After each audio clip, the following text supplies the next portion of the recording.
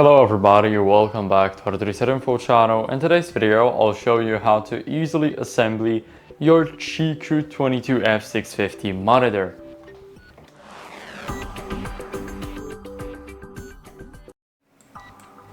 So first, we're gonna begin with screwing the stand together.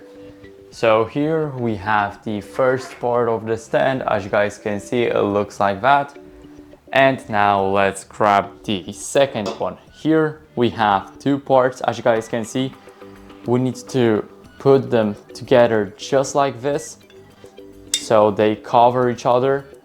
And here we need to hold it, and we need to grab the screw that we have received in the package. So now let's grab it like that. And here we need to enter our screw. Now let's screw this ourselves for the first a couple of screws. Now we can use a screwdriver. As you guys can see, it's the Phillips one. Now let's just put it inside and keep on spinning until we mount it successfully, or until we feel the pressure coming from the stand. So as you guys can see, now it's stable, it's not moving. So now the stand itself is ready. And what we can do next is let me put the stand aside. Let's grab the monitor, and here we will have the space to place it. So now let's get the stand ready, and I'll show you guys how to easily do that. So first we need to put it perfectly on it, and here it might take a couple of tries.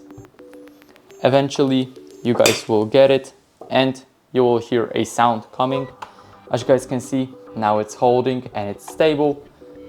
So here we have the first part ready, and now all that's left to do is use the cables that we have gotten. So the first one is an adapter to actually plug it inside the monitor. So let me turn the monitor. And here, as you guys can see, we have a lot of it. So it will be the last one, the first from the right side. This is for our power. Now it's plugged in. And what we need to do next is grab the power supply. And here, as you guys can see, we need to plug it inside our power adapter. And now plug this into the power.